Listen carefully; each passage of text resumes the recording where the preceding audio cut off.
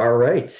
First of all, can everybody see the screen I have shared? It should say real estate investing, Meta Homes, Remax Alliance in front of you. Perfect. Awesome. Well, quick introduction. For those of you who don't know me, my name is Nick Paynes. I'm team lead for the Meta Homes team with Remax Alliance in Westminster, also managing broker of the Westminster Remax Alliance. And we have been teaching and coaching these real estate investment classes for probably 3 or 4 years now. Just ultimately trying to teach people how to build wealth through real estate. So this is our first webinar version. We usually do it in person. So it might be great to be able to send this out to people when we're done. So we're looking forward to having that opportunity as well. So I think the way I'm going to run tonight is there's a couple of slides in the PowerPoint that we're going to forego, and we're going to change things up a little bit for the webinar. And if you're interested in seeing the whole presentation with all of the slides, I do have a YouTube version of that as well, so I can send that to you, to anybody that is interested in seeing it. We have Sam Miller, who's part of our team, is going to be monitoring the chat. So if you've got any questions, you can type them in the chat, and Sam kind of knows the presentation. So if he knows I'm about to answer it, he will just kind of leave it there, or he will either interrupt me or wait till the end, depending on how he feels that question should come up. So anyway, that's kind of how we'll run things today. Excuse me. I'm fighting off some laryngitis here, so hopefully I don't lose my voice during this. But anyway, a couple other things we'll also put in the chat. We have a free kind of investment guide. I'm going to share a different screen here to show you. All right, we have a free investment guide. We have both a physical version and then we have a PDF version that I created. That loads up here. There we go. I created a couple of years ago. It kind of gives you a step-by-step process going through, acquiring a rental property, how to prepare it for listing, to rent it out. Basically teaches you kind of how to be your own landlord and how to manage your own properties, save you a little bit of money on a monthly basis, and give you a better ROI on your purchase. I tend to recommend people manage their own properties when they first start. Gives you kind of an idea of landlording, and then if you absolutely hate it, you can hire it out. But the reality is it's not that difficult, and there are definitely some benefits from it. So we'll talk a little bit about that today. So all right, I am going to share the other screen and we'll get started. All right, back to the real estate investing screen. You guys see that? Perfect. All right, so real estate investing, this class pardon me, this class that I teach generally is long hold real estate investing. Now our team works with all sorts of investors, whether they're flipping property, they're doing short-term rentals. We've got a couple of great agents on our team that work on flips themselves, work with investors that do flips. I work with people who do short terms and VRBOs and long-term rentals, and we're all very well versed in that. So this particular class, so we talk a little bit more about long hold, and today I want to focus a little bit more on the house hacking strategy and talk to you a little bit about how that in itself helps to really build your portfolio and not take a lot of money out of pocket. So we'll talk a little bit about how you acquire rentals, how to spot a good rental, and then we'll really kind of dive into the difference between going out and purchasing rental properties versus doing like a house hacking method, and how much more beneficial it can be. So let's talk a little bit about the qualifying process. So first of all, there's two ways that you can create an investment property. So the first one is to, just go buy it as an investment property, go find good tenants and rent it out. The second way, which is kind of what we're focusing on today, is to rent the one you own. Okay, so it's the house hacking method. The benefit behind the house hacking method is it limits your down payment each time you buy a home. So instead of selling and buying, selling and buying, selling and buying, you're just buying. Okay, so you're always holding the property that you live in, turning it into a rental property and moving up to the next property. The benefit behind this is that, especially once you get past property number 2, it's you literally can just repeat this process over and over and over again, and your debt to income ratio doesn't get damaged too badly each time you pick up a new rental. After 2 years of holding a property and renting it, you now have rental history. It's going to be on your tax returns, and that debt for that property pretty much slumps off your debt to income. And as long as you can afford to qualify for the new home that you're purchasing, that's really all you need. You don't need to qualify for a second or a third or a fourth home. So this is how people amass like a lot of rental properties, is by leveraging each one and making sure that the rent payments offset the mortgage payments. Okay, so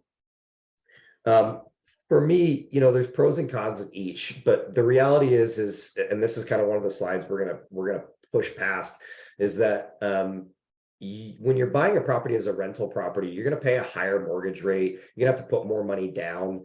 And the biggest thing with it is you can kind of choose a booming area that is great to invest in, but that for you is not necessarily personally desirable. Those are really the big things with buying a rental property. With moving and renting your old property, or the house hacking method, there's really only one con, in my opinion, and it's only a con if you feel like it's a con, and that's if you have to move. That's really it. But from a financial standpoint, the returns, pardon me, are so much greater when you're using a house hacking method, that financially speaking, there's just no substitute for it. Okay, so obviously your pros are you get to live in a new home, if that's a pro for you. Minimal down payment. Your first ever purchase, if you're a brand new home buyer, you can purchase a property for as little as 3% down with a conventional loan, or 3.5% with an FHA. And then after that, you can do conventional 5% down every single time. Okay, with an investment property, you're going to need 15 to 25%.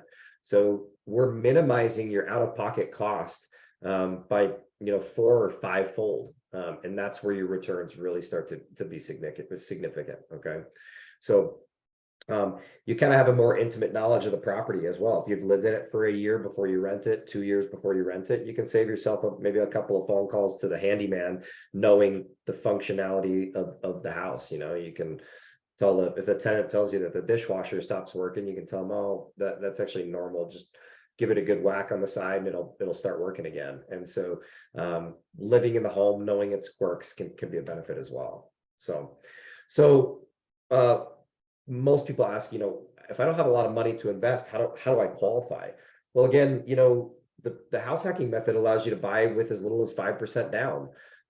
And one of the strategies that we're going to talk about is your ability to borrow against the first property so that you can purchase the second property. So sometimes you don't even need to have cash out of pocket at all, because you do have to be able to qualify for both mortgages. But again, we're going to use offsetting rental income to do that.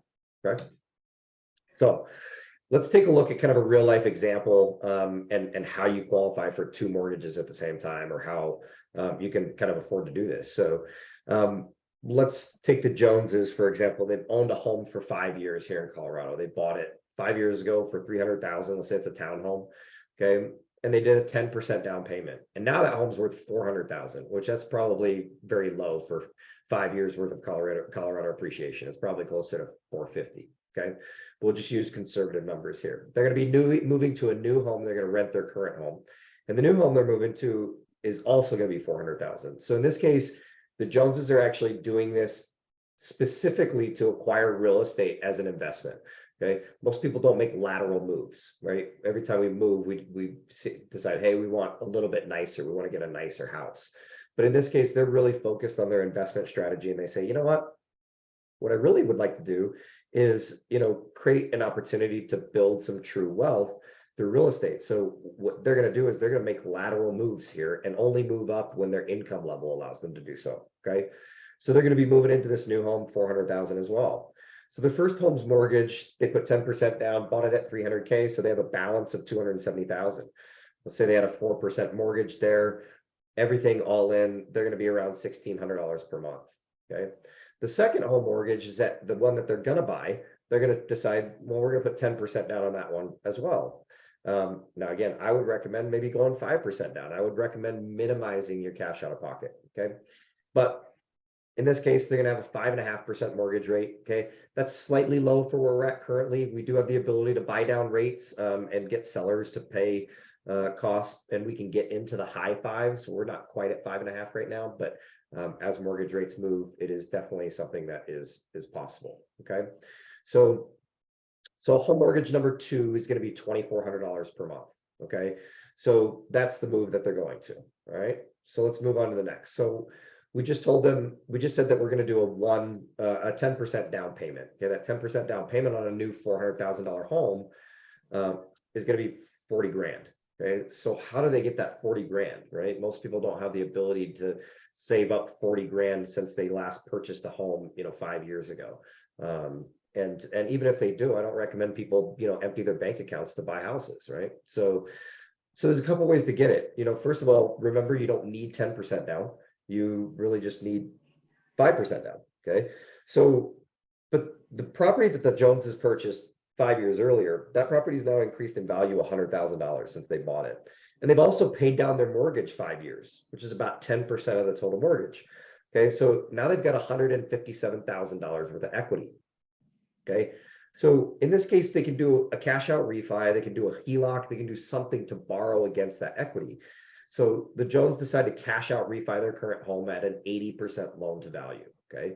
So since their home is currently worth $400,000, okay, they're going to get a new loan of $320,000. Okay. And that's going to put about $75,000 in their bank account. Okay. So that's where their 10% payment comes, 10% down payment comes from.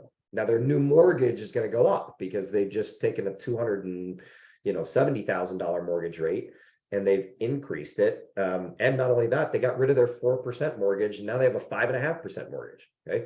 So there's some downfalls to this, right? But we have to look at the bigger picture. There's so many people around right now that say, I don't want to leave my 3% rate. I don't want to leave my 4% rate. But you're not leaving that rate at what cost, right? So we call that opportunity cost, right? So if you're not leaving your 3% because you don't want to pay 4%, but it's stopping you from acquiring another piece of property that's maybe appreciating at 5, 7, 9, 11% per year, what is the actual cost, right? So in this case, their new mortgage is going to jump up to $2,127 a month. So it's an increase of $527 per month. All right. Okay. So now they have their down payment in order. We got to figure out how they're going to qualify for the loan. Okay. So the Jones, they have a modest combined income of $96,000 a year, $8 grand a month. Okay. They have $450 in car payments. They have about $10,000 in credit card debt with a minimum payment of $150 a month. So with those numbers, the Joneses can qualify for a housing or a mortgage payment around $2,600 per month. So that'll cover the new home at $2,400. But if you add the first home to that at $2,127, now you got $4,700 a month in housing debt. Okay. So in this case, what happens is the housing debt is what we call the front end DTI on a loan. Okay. That front end DTI is how much it costs you for your home. And then you have a back end, which is all your other debt, your cars, your school loans, your credit card debt, any other homes you have, that kind of stuff. So in this case, they have a front end of DTI of 30%. That's manageable, but their back end is 63%. Loans pretty much don't qualify over 49.9% DTI on the back end. Okay. So how do we get that qualified? Well, the next piece is to remember that we're renting that first home. And so by renting that first home, we're going to have what we call qualifying income. Okay. So home one, let's say it has a market rent value of $2,500 per month. A lender is going to allow 75% of that income to be used towards qualifying. Okay. So $1,875 is going to be used towards qualifying, which means we don't have a $2,127 monthly debt. We have a $248 monthly debt. Okay. So that's what we use to add to the debt instead of the $2,127. The rest gets offset. So as long as we have a little bit of play in our debt to income when we move and we can absorb $248 per month in debt, we can make this happen. right? So if we look at this, we've got 2,400 for the new mortgage, 600 for car and credit cards, and 248 for the departing residents. That's a total of 3,248 per month. Okay, their front end doesn't change because that's still the original housing payment, and their back end is 40%. Okay, these are very manageable, very approvable numbers. Okay, so this is how we get qualified for that second property. Okay, now the really cool benefit when you go to do your third property, because you think, okay, how many times can I compound, for example, $248 and still stay within my debt to income ratio, especially if my income doesn't have significant increases? Well, the really nice benefit is once you've had this rental for a year or 2 years, depending on the type of loan you're getting, for a year or 2 years, and it's on your tax returns, if you're showing $2,500 per month or $30,000 per year on your tax returns, at that point, when you go to qualify for the next property, the lender will use 100% of your income. Okay, so now all of a sudden, instead of having a $248 deficit, we're actually going to have a $373 net profit added to the money that we're making in our jobs. So number one and number two are your two hardest properties. But once you get to move on to number three, and you've got a rental history in the first property, and then you have a rental history in the second property, and so on and so forth, you're really only ever going to carry one property's worth of like negative debt. Does that make sense? Okay, if you got a question on that, if it doesn't make sense, feel free to unmute or drop a line in the chat. Okay. So this is how we see people really compound, and they can just buy house after house after house after house. Okay. All right. So Joneses actually increased their amount of debt by doing a cash out refinance. Yes. And we're still able to qualify to buy a house. Yes. Okay. Anybody who understands good debt, maybe you've read Robert Kiyosaki, Rich Dad, Poor Dad, understand the difference between good debt and bad debt. Okay. You'll understand that there is such a thing as good debt. Good debt helps generate passive income. So if you could take on debt to generate passive income, it's not a bad debt. It's a good debt. Right. All right. So next piece, I always get a little pushback here. People say, well, the Joneses were previously paying $1,600 per month for their mortgage, and now their new mortgage is $2,400 per month. Okay, that's an $800 increase. How do people, how are people affording that? Well, again, I always tell people, well, they're also charging $2,500 per month in rent with only $2,100 in liability. So that's an extra $400 a month in income. So that's going to help offset the $800. Okay, so first of all, nobody said this was free, and nobody said this was easy. Okay, they're going to have to understand, like, hey, I might have to absorb a little bit more cost, but in turn, now I own two properties worth $400,000 a piece, and if I have to spend an extra $400 a month, okay, that's $4,800 per year to achieve $20,000 to $40,000 in appreciation per year, plus principal pay down of $4,000 to $5,000 per year. That's a pretty easy decision for me to make. When it comes to wealth building, we're acquiring debt and we're taking on maybe a little bit more of a financial burden so that we can grow our wealth, right? All right. So in this example, the Joneses are able to purchase a second home. They increase their debt by between $300 and $400 per month, okay? And then also keep in mind, they also kept $35,000 from their refinance in the bank. Okay, so this is the other thing. You pulled out 75. They used 40 of it. That $35,000 is enough to pay that $300 per month debt for the next 10 years if they wanted to. And that's if this $35,000 never made a single dollar in interest. But I know what I'm going to do. I'm going to take this $35,000 and I'm already 3/4 of the way to my next house a year from now. Right? So this can be a really powerful kind of snowball effect that allows you to just, and there's really not a huge limit on how often you can do this. Really minimally, it'd probably be every 6 months, realistically every year, right? Every year. So after a year of holding a loan and you're paying it, the lender doesn't care whether you live in the property or not anymore. If you're moving every 6 months, there's a little bit of a red flag. And they start to really wonder, are you actually living in these properties, or are you just buying them as owner occupied and never living in them, right? So it's really all about intent. If you actually intend to live in them, you should be fine, right? So intend to live in it for a year, live in it for a year, and then now you have property. Okay. All right. So the benefit here is now you have two properties that are kind of ever appreciating, and the loan balances are ever increasing. Okay. Any questions on that?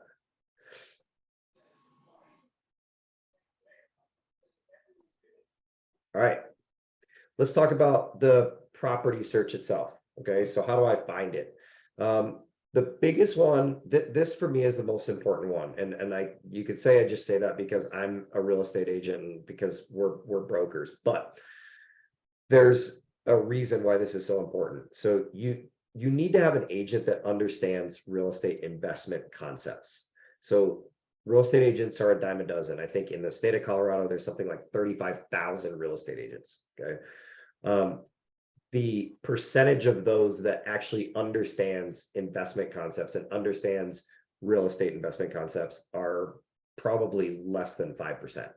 Okay. And what'll happen is if you call any old, real estate agent and you say, hey, I've got this property I want to buy as an investment property, 95% of the time, probably 99% of the time, they're going to go, great, I'm happy to write you up an offer. What's the property? I'll send it your way and you can sign it.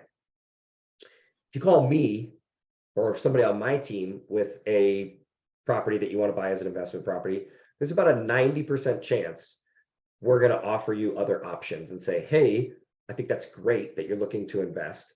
But first, can we talk about your situation and what you're looking for? What are you trying to achieve by investing in real estate? Is it cash flow? Is it cash preservation? Is it tax strategy? Is it wealth growth? What is it? And can I show you 5 other options that are better than the one you want to buy? Because so many times people will buy an investment property for the wrong reasons. Like their neighbor is selling their house and they're like, oh, we just thought we'd buy it because it'd be really easy to manage because it's right there.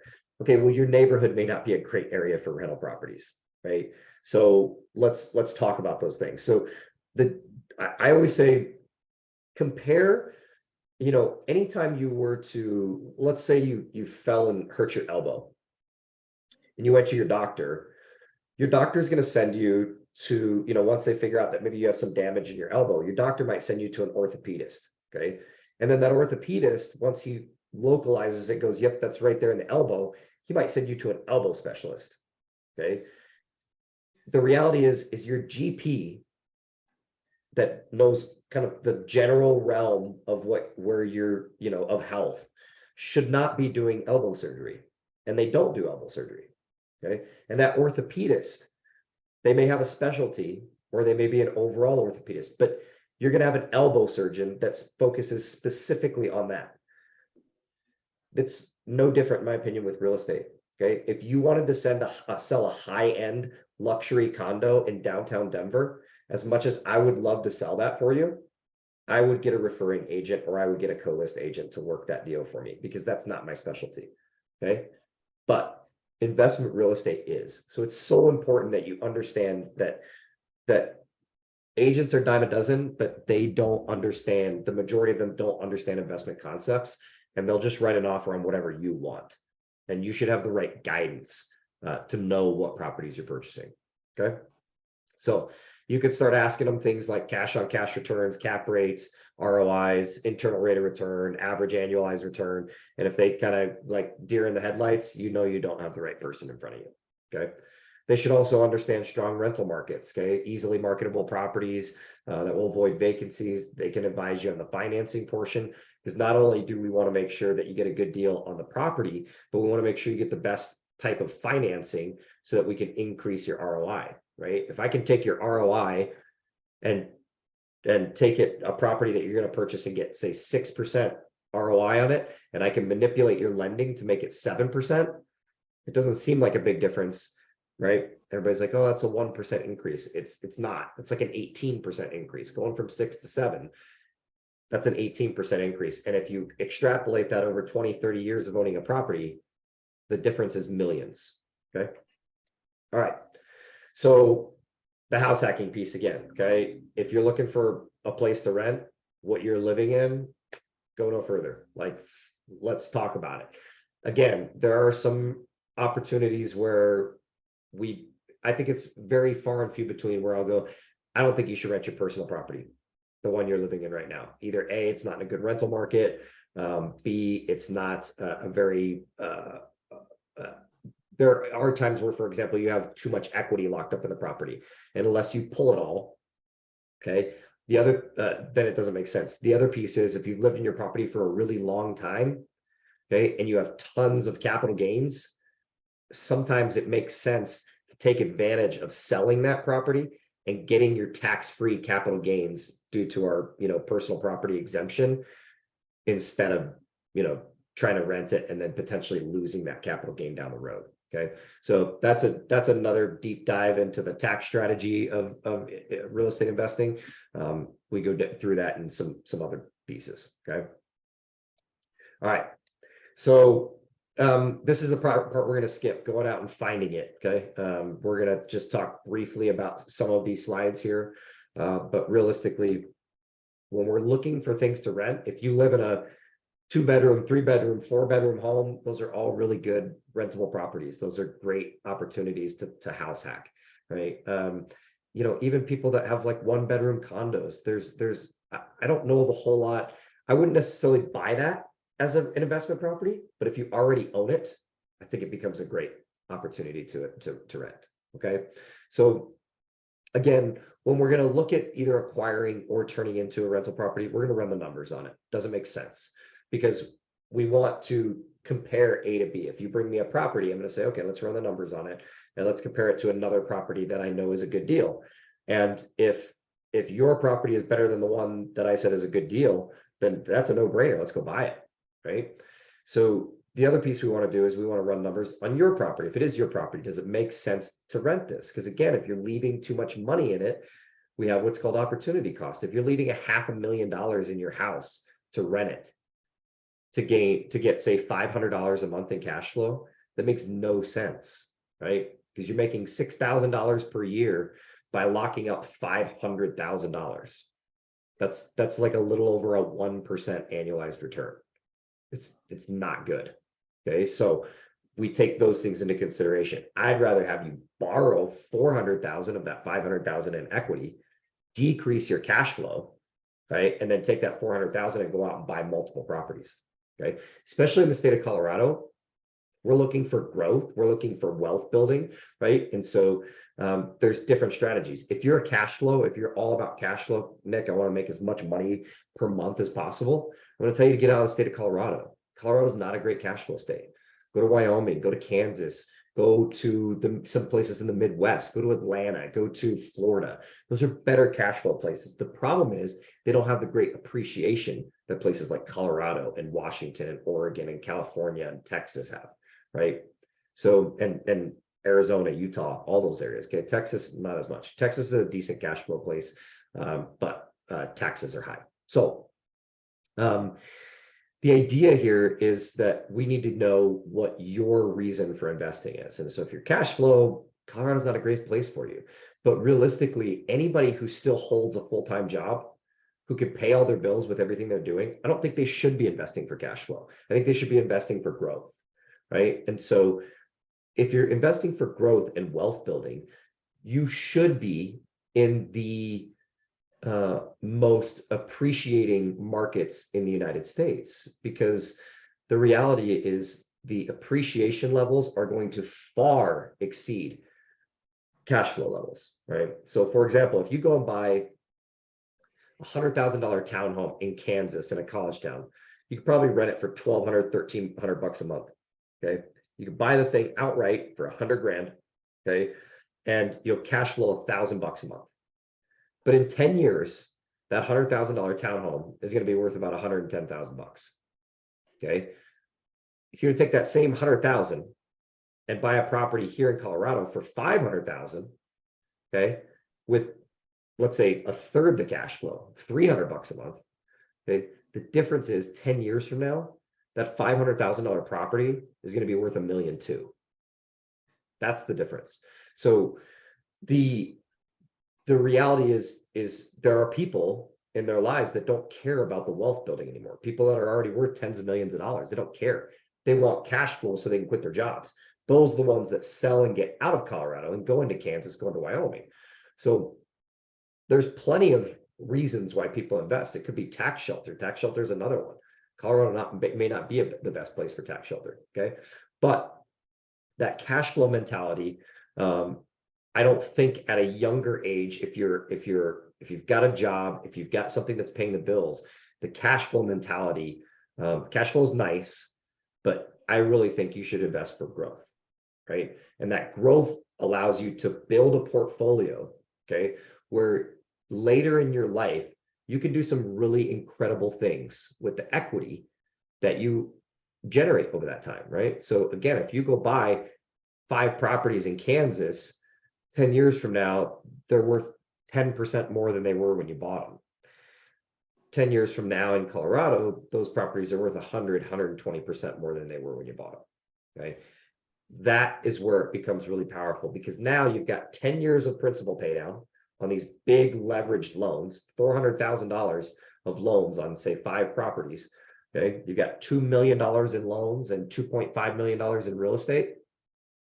In 10 years, now you got $5 million in real estate and $1.5 million in loans, right? So now all of a sudden you got $3.5 million in wealth in your real estate assets.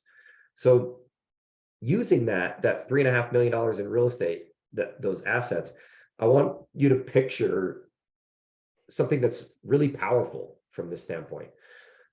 First of all, this is with 5 homes, okay? 5 homes that are worth $500,000 a piece today, okay?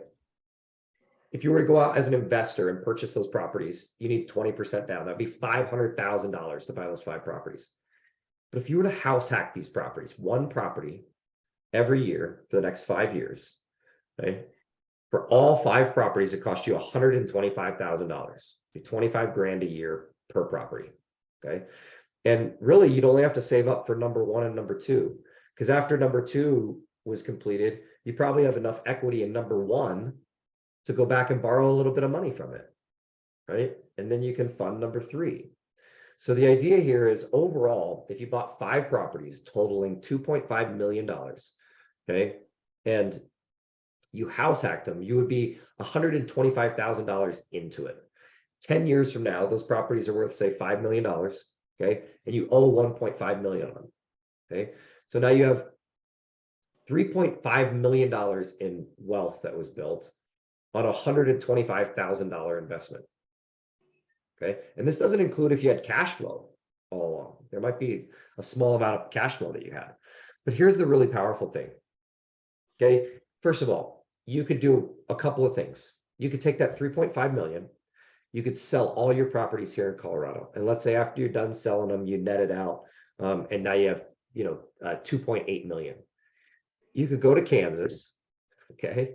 You could buy 25, 26 properties cash outright that all cash flow $800 to $1,000 a month.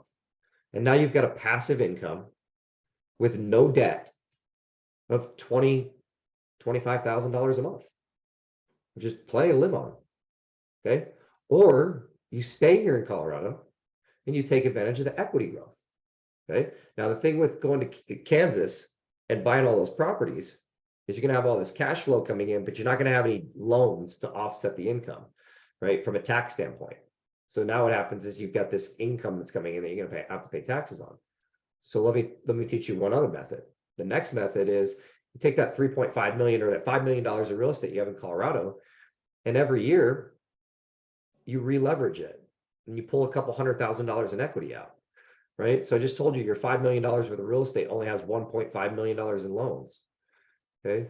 So every year that $5 million in real estate, by a historical average, historically speaking, in the United States, real estate appreciates right around 4 to 5%, okay? Historically speaking. Let's just use that low number, 4%. $5 million worth of real estate is going to appreciate $200,000 per year. You could do a portfolio loan on all the properties, and each year refinance that portfolio of properties and pull out $200,000. Now, the crazy thing about it is, by pulling out that $200,000, first of all, you're increasing your debt which now will actually help to offset some of the maybe cash flow that you already have coming in. But secondarily, a cash out refinance is a non-taxable event.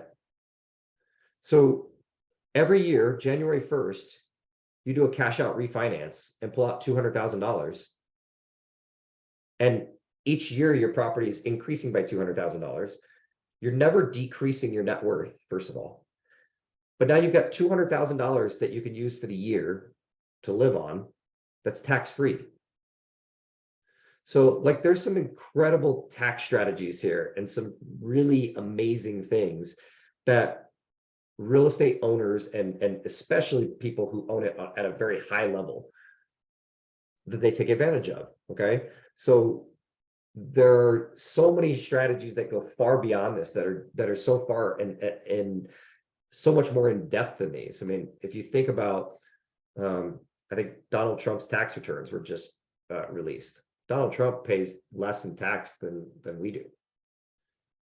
It's because he's a real estate professional, and it's because he uses his real estate as an advantage to write off his income that comes in from his other stuff. He basically depreciates his assets so that he doesn't have to pay any taxes.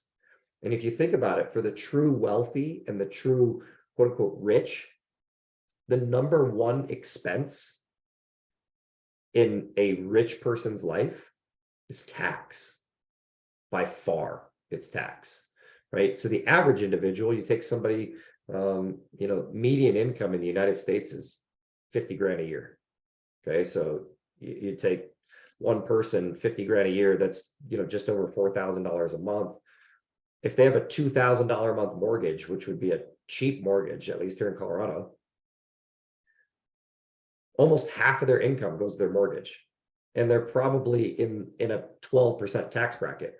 So their biggest expense is their house.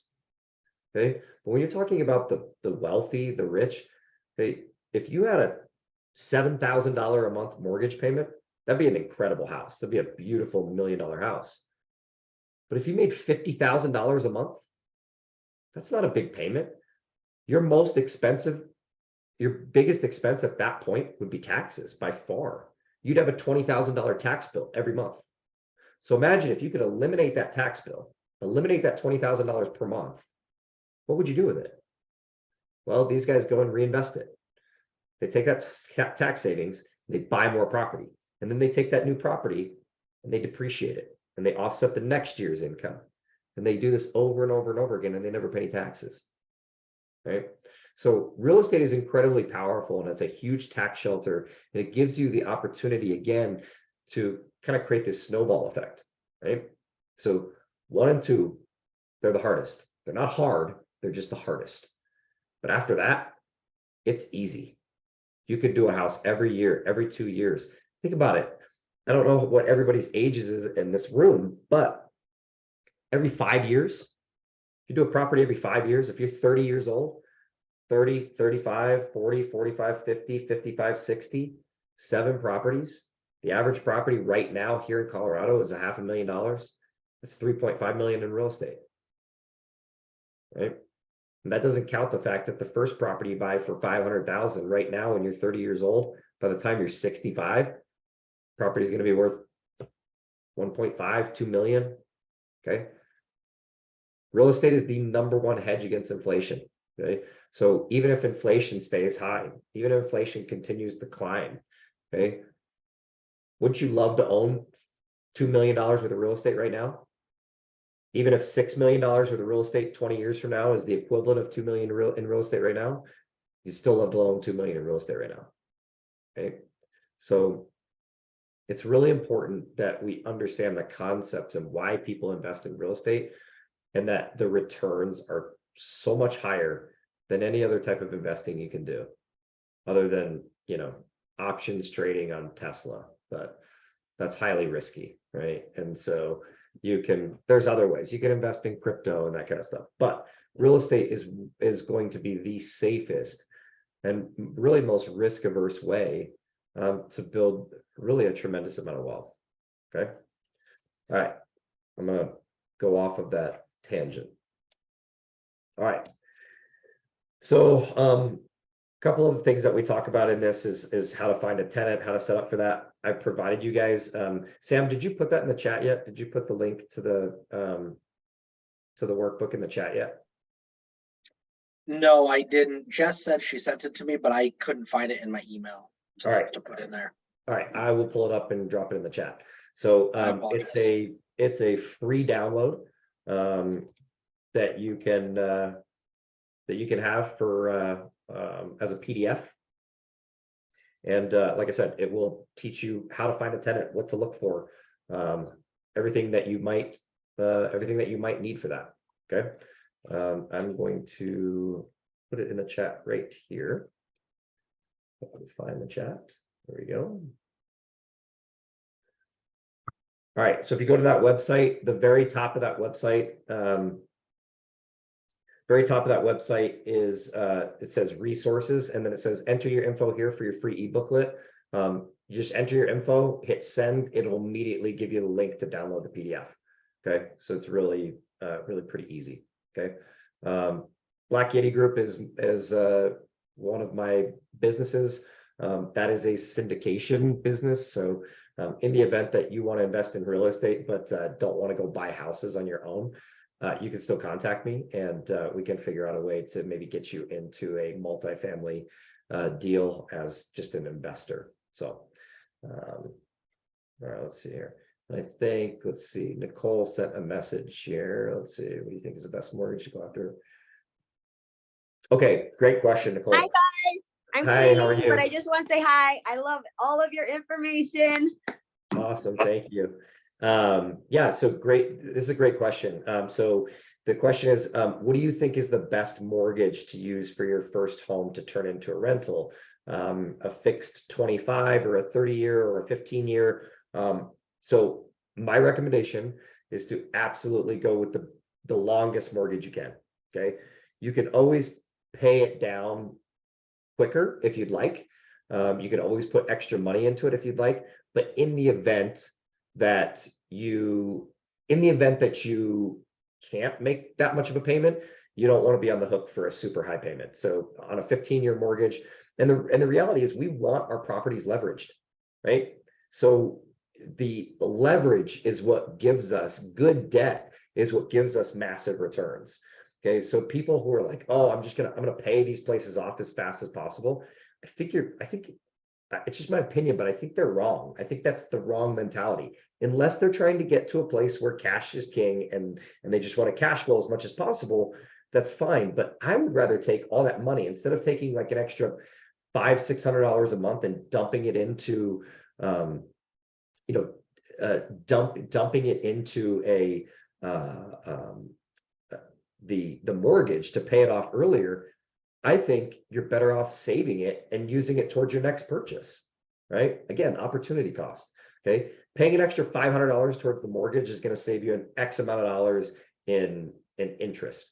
Okay, but buying another home, buying another property is going to increase your wealth exponentially. Okay, all right. So I'm going to skip past some of these managing things and let's talk about how to calculate your return. All right, so we'll kind of use like a real world example here. So you find a property, let's say it's in Thornton, 3-bed, 2-bath, $425,000 purchase price, $2,400 a year in personal property taxes. It's a townhome, so it's $150 a month in HOA, and the property is going to rent for $2,500. Okay. First of all, this is a very real life scenario. We can find properties like this all the time. Okay. So is it a good purchase? Let's find out.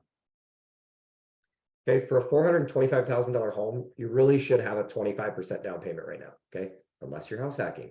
Okay, so you're gonna need 106,000. If you're house hacking, you're gonna need 22.5. Okay, so actually less than that, like 20,500 or something like that. Okay, so you're gonna need some closing costs. We're in a great market right now where we can get closing costs covered by the seller. We can get concessions to get that paid for. Okay. New mortgage is going to be $1,911 a month. That's 6% interest. Okay. Taxes are taxes are $2,400 a year or $200 a month. Insurance $500 a year, $150 for HOA. So your total liability is $2,303. Okay.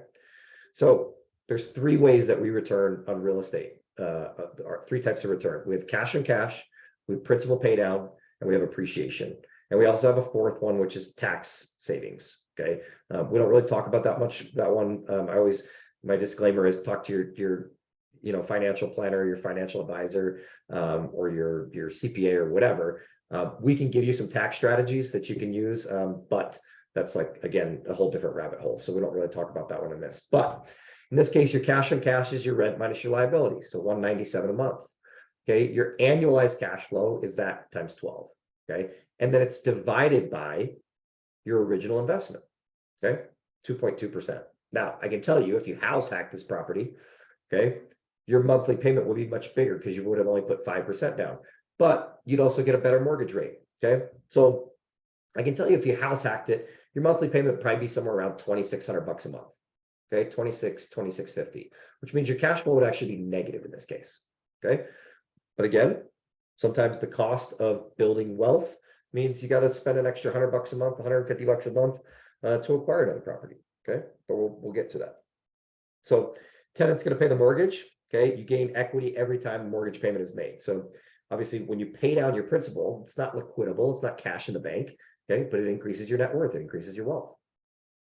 A $318,000 mortgage has about a $4,100 principal pay down in year one and about $5,200 by year 5. Now, again, if you house hack, you have a bigger mortgage balance and you have a lower interest rate, which means your principal pay down is actually more significant. Okay. 4,100 turns into about 5,300 in year 1, and year 5 is about 6,800. Okay. Those returns would be significantly bigger, right? Because again, you would have only put $20,000 down. A $6,000 or a $5,000 return on a $20,000 investment is 25% annualized return just on principal pay down alone. That's why the house hacking method is so powerful. We took a 4% return that an investor would get and turned it into a 20% return that you would get as a house hacker. Okay. This is where the numbers get really big. Appreciation. Okay. It's kind of icing on the cake. It's never certain, but long-term, it's all but guaranteed, right? So historically speaking, housing moves with inflation plus some. Okay. We've never had a decrease in home prices over any 10-year period. Okay. So if you take the Great Recession, okay, you take the housing crisis, the banking crisis that we had, call it 2007, and you put that at the end of an era, so 1997 to 2007, home prices went up. You put it at the beginning, 2007 to 2017, home prices went up. You put it smack dab in the middle, 2002 to 2012, home prices went up. Okay. 10-year long hold. Okay. If you buy a house and the market goes nuts in the first 3 years and you want to sell and make a ton of profit, more power to you, but you shouldn't have to sell. You shouldn't have to liquidate. Okay. So real estate on a national level has appreciated 5.4% over the last 60 years. Conservatively, we can say 4.5%. Okay. Colorado pushes actually on the high end of this. Okay. $425,000 appreciating at 5.4% is $22,950 in the first year, increasing every year after that. Okay. So again, as an investor, we had to put $106,000 down. That's 21.6% ROI, plus the principal pay down, plus the cash on cash. Okay. Now, think about house hacking. Our cash on cash is going to be like negative 5%. Okay. Because we're going to actually be in debt $100 to $200 a month. But our principal pay down, I told you, is already going to be 20%. Our appreciation, I just told you our down payment was just a hair over 20,000. If your appreciation is $23,000 per year, the appreciation ROI on your property is 100% or more annually. So 100% plus 20% principal pay down minus 5%. You're looking at 115% annualized return. You guys know that the annualized average annual return for the stock market is between 7 and 9%. House hacking, real estate house hacking returns tenfold, almost 20-fold what the stock market has returned historically. Okay. It's also the reason, and this was somewhere in the New York Times, and I can't remember when or where, it was a while ago, but it's also the reason that the average net worth of a homeowner versus a renter, net worth is 11 times that of a renter. So a homeowner's net worth in the United States is 11 times that of the renter. It's not because they have more money in the bank. It's not because they have a bigger 401k. It's because they have a ton of equity in their home. Okay. All right. Pretty powerful stuff. Okay. So between cash on cash appreciation and principal pay down, you're generating 30 grand per year in wealth. That's a 27.7% return on an original investment as an investor. Okay. We just talked about it. It's 140% as a house hacker. Okay. Is this a good return? Find somewhere else that returns better than that. Okay. So let's talk about maintenance. Okay. You still have to take care of the property. Okay. I tell people to put away 10% of gross monthly rents. So this property, that'd be $250 a month or $3,000 a year. Okay. So now all of a sudden that $100 to $200 per month that I told you were in deficit, you're at probably $350, $400 per month. Okay. So take that $300, $450 per month and extrapolate it out over the year and call it 5 grand. Okay. So the cost of owning the property is the same as the amount of return on your ROI for your principal pay down. So cancel those two out. And now all you're left with is appreciation. You still have 100% annualized return. House hacking. Okay. Vacancy. Okay. Our rental market's very strong in Colorado. We're in a renter's boom currently. Rents are increasing crazy. Okay.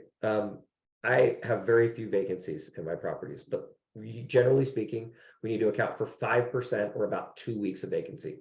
So it's another $1,250. Okay. So if we put those together, okay, we have $4,250 per year in vacancy and maintenance. Okay. And in this case, we have a cash flow loss of $1,886 or $150 per month. And again, if you house hack it, $450 per month. Okay. Even if we use ultra conservative appreciation numbers of 2% annually, because remember, real estate is your hedge against inflation, and historical inflation for the last 100 years is 2.1%.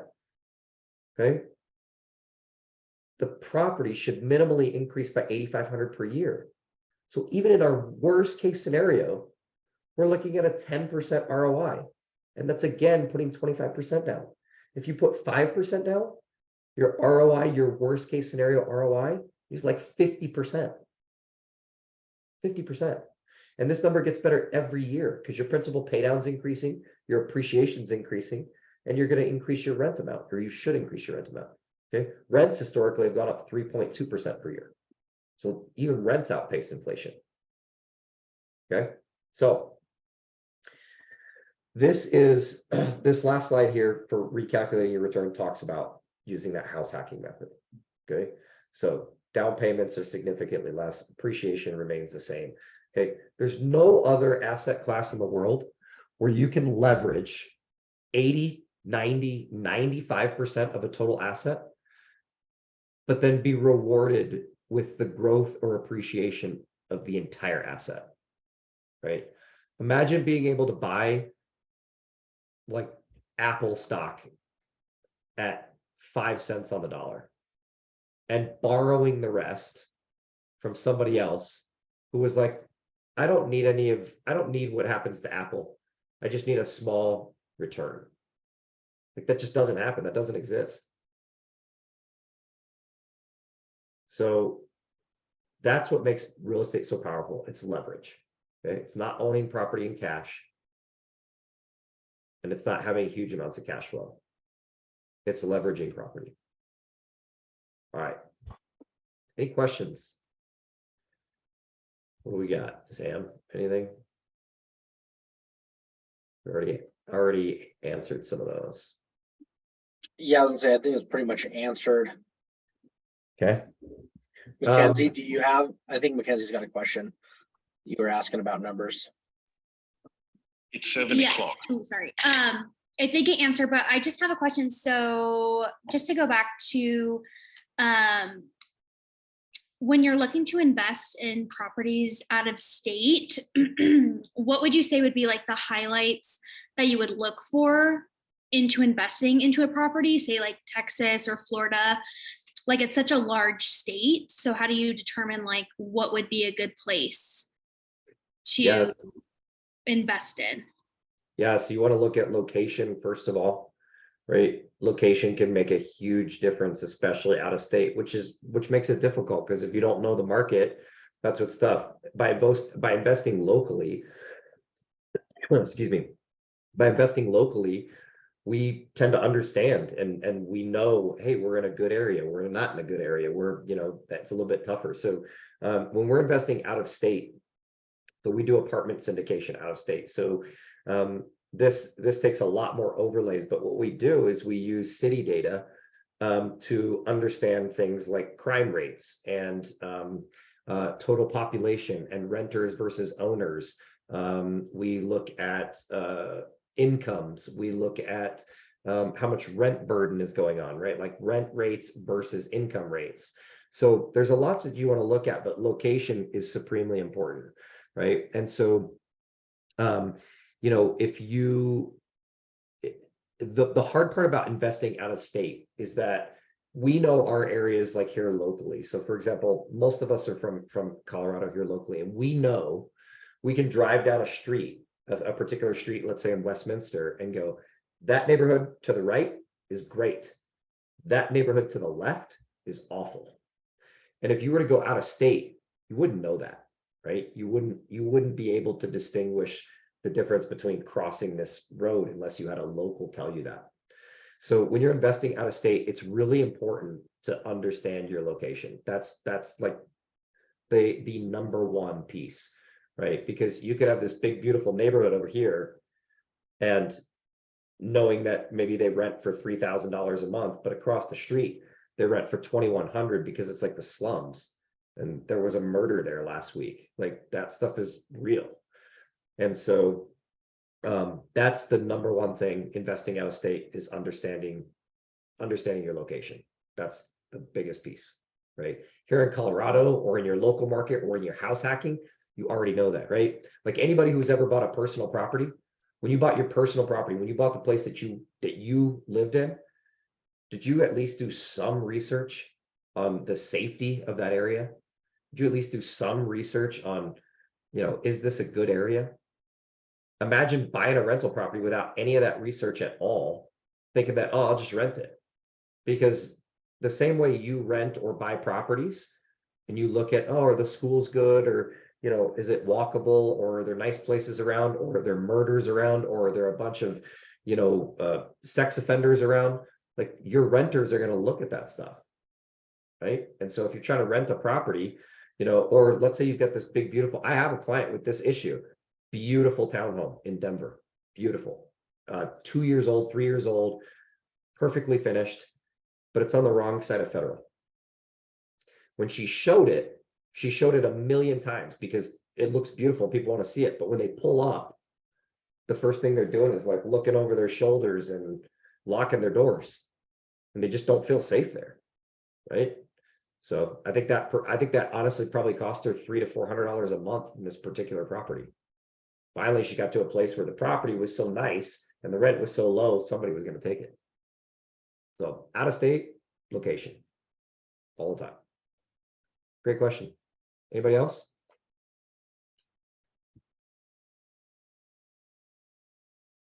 All right, I'm going to go over one more slide. We're going to skip this one, and we're just going to talk about this one right here. So you can actually, yep, we're just going to talk about this one.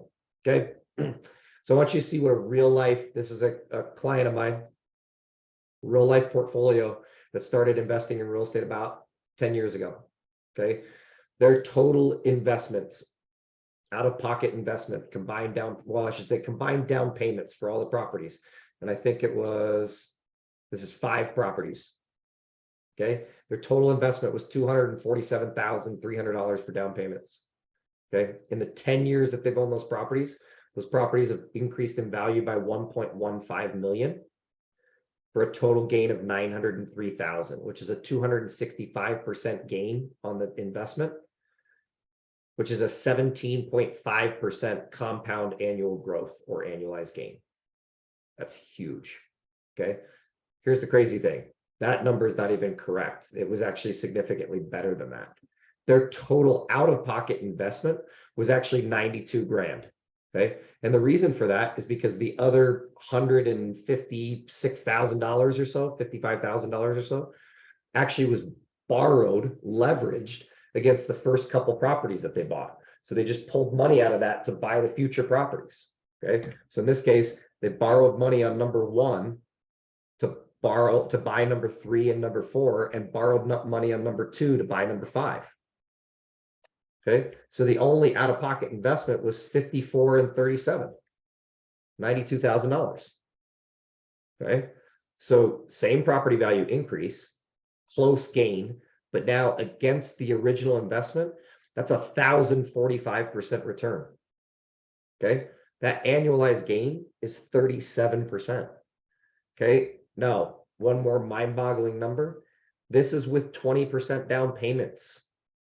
If you house hacked all these and you did 5% down instead of 20% down, you can quadruple these numbers. So it'd be a 4,000% return. Okay. And about 120% annualized return. This is how people build massive amounts of wealth through real estate. Okay.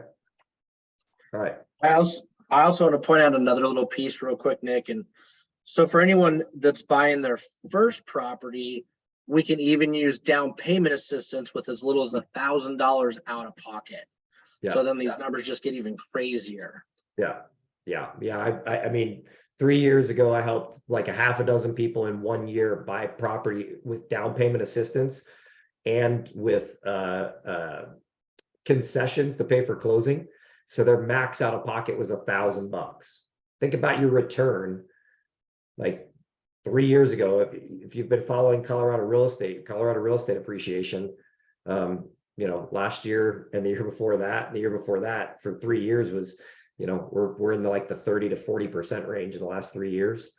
Okay. I had a client buy a property for $330,000 with $1,000 down. That property is now worth $500,000. So if they were to sell that right now, if they were to net out, they'd probably net $150,000. So they turned $1,000 investment into $150K in 3 years. Think about that return. That's massive. Massive. That's a 15,000% return in 3 years. It's incredible. That's a great point, Sam. Okay. All right. I'm just going to go over it. We'll be quick. Let's talk about some historical figures and what does history have to say about rentals. So one of the things that we get here, and just to give you guys a heads up, there's probably another 7 to 10 minutes left and we'll be wrapping up here. So is my investment safe? Okay. What if more people start buying and there's less renters? What if I have to lower my rental rate? What if I can't rent the property? What if the property value decreases? What if my personal income decreases? What if I lose my job? Right? These are a lot of the things that people worry about, right? They're all valid questions. They're all valid concerns. And they're usually questions that keep people from moving forward with making an investment. Okay. And they create uncertainty and fear. Okay. And fear stems from the lack of knowledge. Once you understand something, the fear subsides, right? I always use the example, for the long time, and I still don't like it, but I had a fear of flying. Okay. Flying is like the safest form of transportation on planet Earth. Okay. And I still was scared of it because I don't understand the physics of how an airplane does what it does. Okay. But I educated myself a little bit more and I still don't love it. But I also understand now that planes don't just stop working and fall, just free fall out of the sky. Right. So you understand a little bit better. Right. So once you can understand, okay, people look at some of the investments that I do and they go, oh my gosh, that's so risky. And I look at it and go, that's less risky than your 401k. And people blindly dump money into 401k, right? If you work a normal job and you have a 401k match, which if you have a match, you should absolutely do it. It's free money. Use that. Okay. But people that are dumping money into a 401k, that's literally, if I came up to you, Mackenzie, if I came up to you and I said, hey, I want you to give me $500 a month, okay, for the rest of your life. I'm not going to tell you what I'm investing it in. I don't know what your returns are going to be. And you can't touch it until you're 65 years old.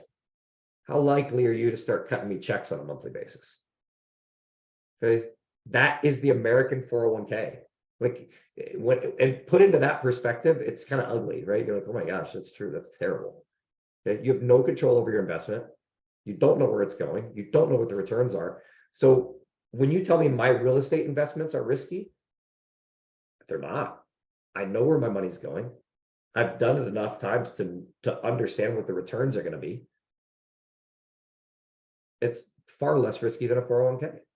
Okay, so once you understand it, you get educated, you understand it, and you can overcome all your fears, right? So first thing is rent trends. Okay, people are like, oh my gosh, well, what if there's less renters? It won't happen. Okay, we have this cycle in the United States, 30 to 40% of people rent always.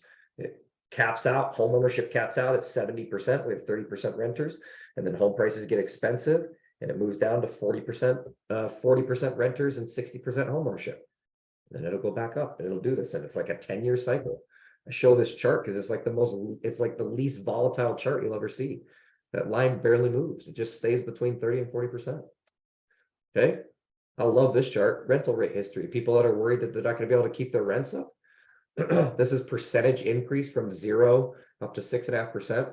Since 1985, we've never seen a decrease in rents. We've never seen rents go negative. Never. Even in the Great Recession. They just stayed flat, but nobody ever had to decrease their rents. Okay. Rental rates have increased by 63% adjusted for inflation. That's crazy. I also wanted to piggyback on that real quick if I can. So like you said, in the recession, so many people were worried about if they could hold their properties, about losing their properties. But as long as you're paying your payment and you can afford to make the payment, or your renter's making that payment, you just ride it out. You don't have to sell. You don't have to worry about the value drop or loss. You just ride it out and things will correct. That's right.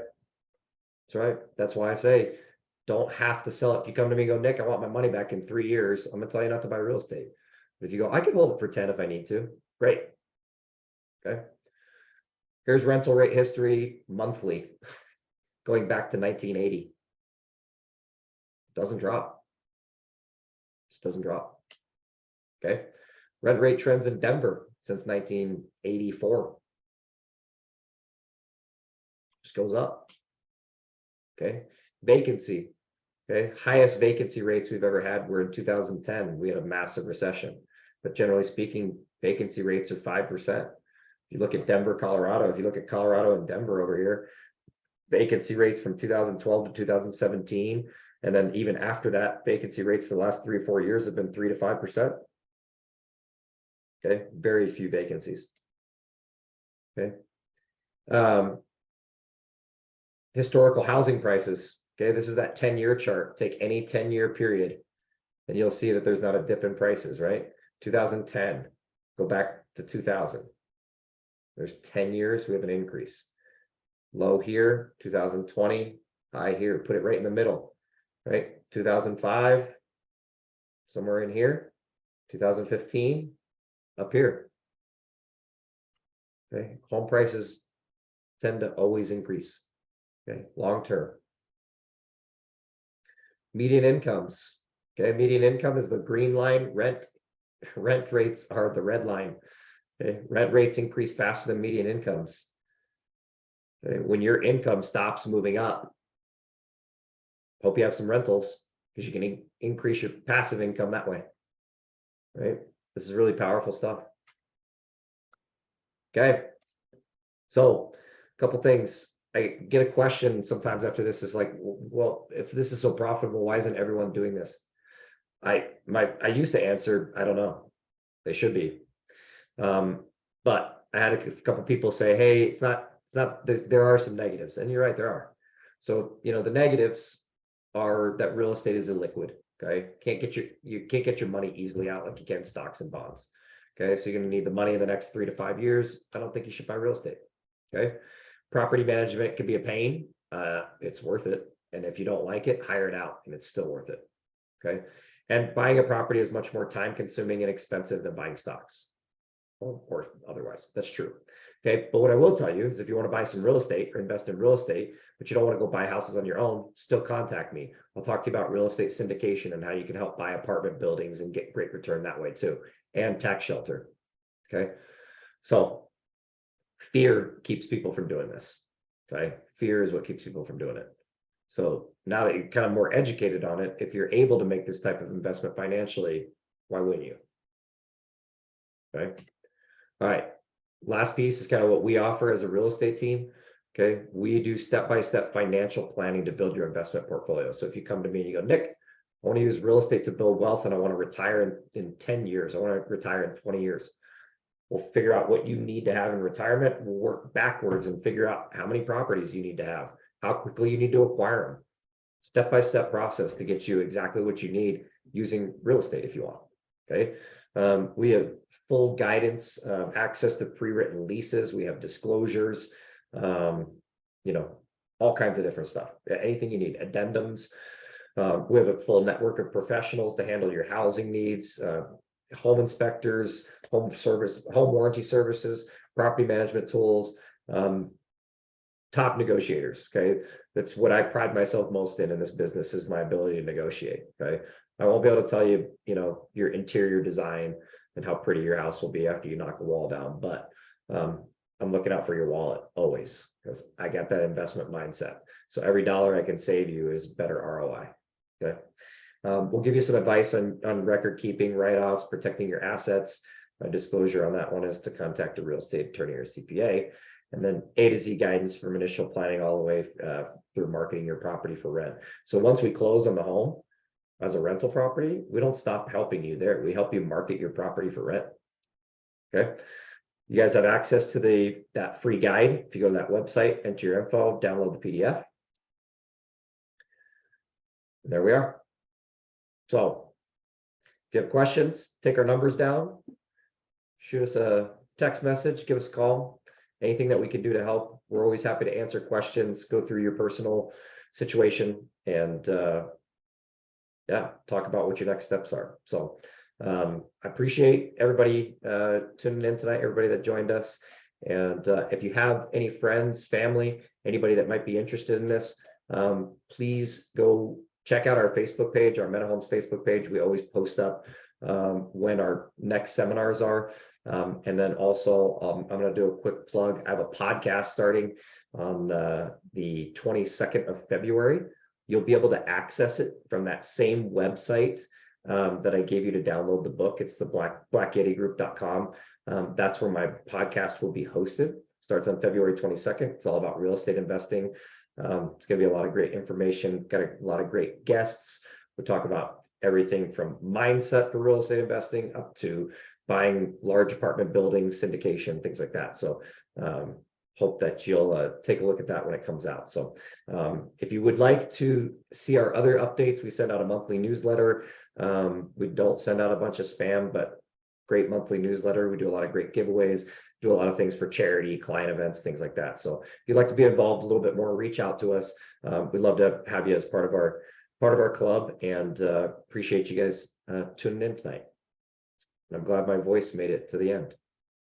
So, all righty. Thank you, everybody. Have a great night. We'll see y'all soon.